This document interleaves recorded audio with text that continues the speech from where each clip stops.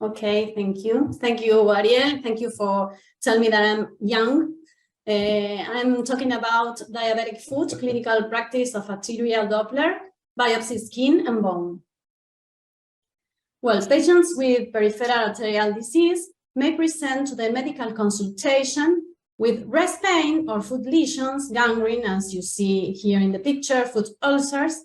And on the other side, they may present without symptoms or lesions, and we can suspect a peripheral arterial disease because of the clinical characteristics in the physical exam. The difference between these two possibilities is the time. The time we have to perform the diagnosis and treatment is not the same in both cases. This is a chronic threatening ischemia, and the other is not. So in a patient without ulcers, we can suspect PAD with clinical characteristics, as you see in this slide. Those patients have a high risk of cardiovascular and limb symptoms and complications, which were identified as predictors of puncture ulceration and are related to an elevated risk of other cardiovascular diseases. So it is important to identify this disease and treat those patients with medical treatment when it is present. So, in patients without peripheral arterial, with peripheral arterial disease, no ulcer, no rest pain, and no disabling intermittent claudication, the diagnosis may be done with ankle brachial index, 2 brachial index, arterial Doppler, magnetic resonance, or angiotomography. And the treatment is a medical treatment with statins, cilostazol if there is intermittent claudication, aspirin, and there is time to make this diagnosis. It is not an emergency. In a patient without lesions or rest pain, the ankle brachial index is the first study to be performed, although it has the disadvantage of giving a high result in the presence of arterial calcification. In this scenario, it is recommended to measure the 2 brachial index. With low values, medical treatment should be started and no other studies may be done to those patients. Another option to overcome the AV limitations is to study the ankle arteries' Doppler flow pattern and velocities, which can identify 20% additional diseased legs missed by the AV. This modality is safe to all patients but is operator dependent. Doppler is not an invasive study, it can be performed bedside and has a high sensitivity and specificity with angiotomography.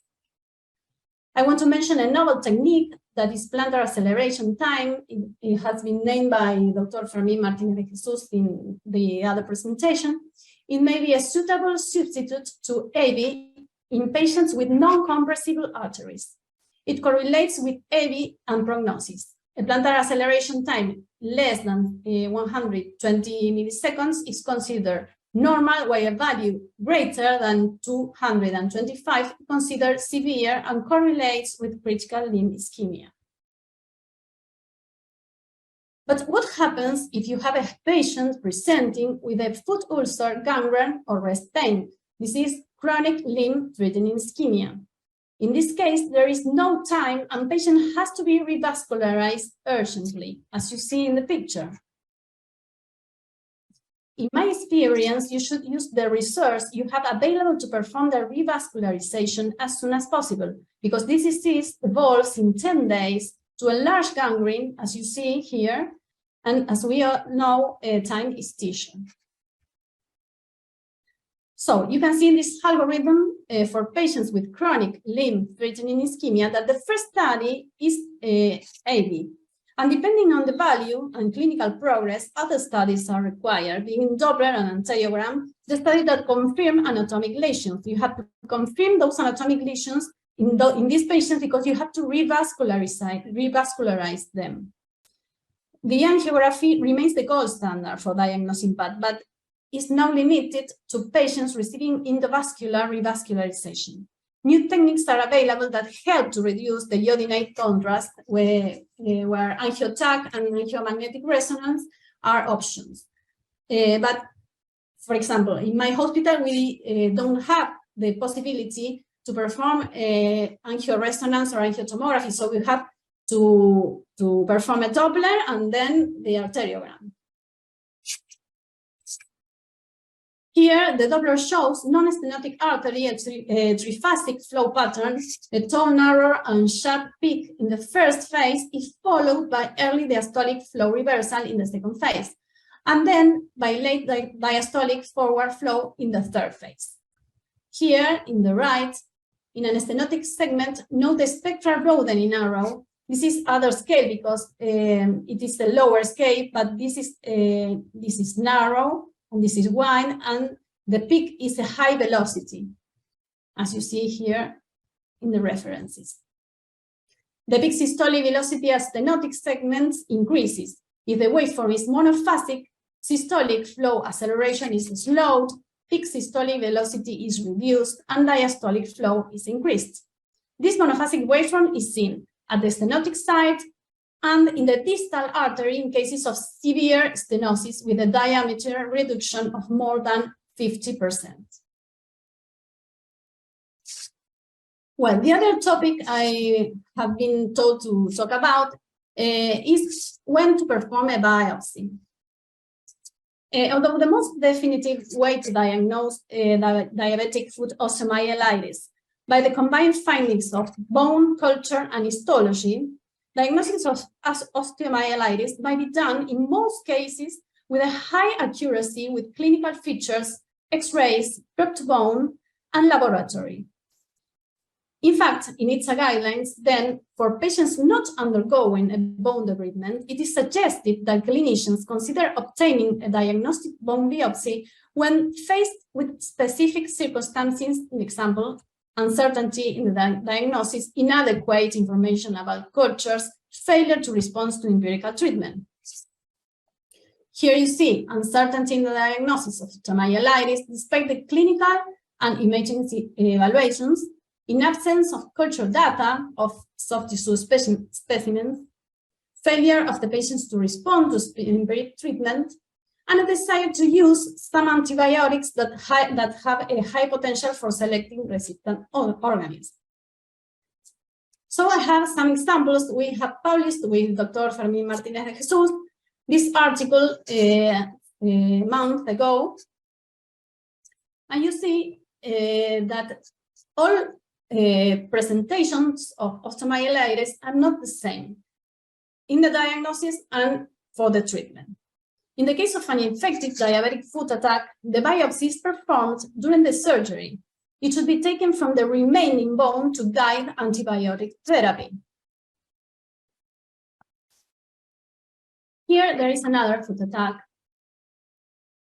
And you see that the biopsy had been taken from the remaining bone, but in the other two, you have here another osteomyelitis. This was negative.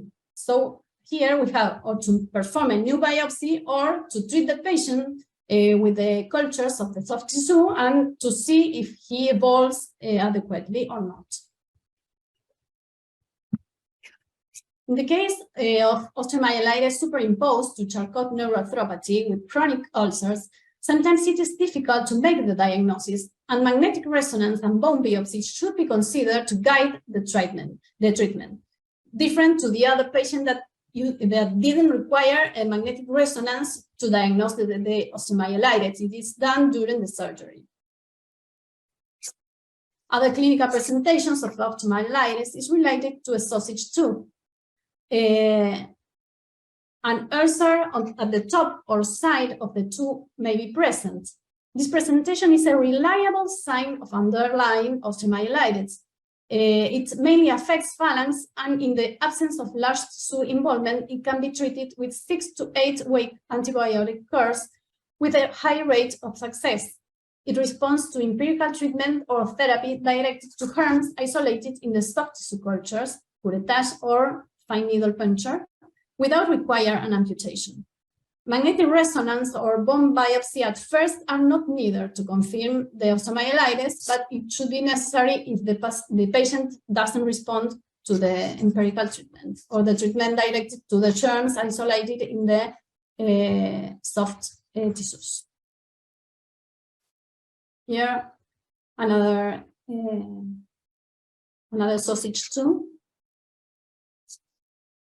And the other presentations that we identify is the chronic osteomyelitis without inflammatory signs of the soft tissue that often requires surgery without resection, with resection of the affected bone to correct the deformity with remaining bone biopsy performed during the surgery. Medical treatment guided by transcutaneous biopsy is an option that often is not enough to solve the infection. They follow a course of relapsing disease and they require surgery to solve the problem. Here there are other examples from the osteomyelitis in patients without a high inflammatory response of the soft tissues. But those patients often require surgery because the other problem is the charge they have in those bones. Well, the last thing I am going to speak is about skin biopsy when it is indicated in diabetic foot. It may be performed to make soft tissue cultures in the presence of infected lesions. It's one of the ways to have a bacterial culture. Or to make differential diagnosis when there are atypical lesions or wounds that do not respond to adequate treatment. In these photographs, you can see acromelanomas, melanomas, and vasocellular carcinomas. This photograph is not mine. I don't remember who sent it to me, but the others are mine. The diabetic foot team was called to see these patients for the diagnosis of the diabetic foot. So we have to perform a biopsy to make the differential diagnosis. Well, thank you very much. Thank you, Ariel.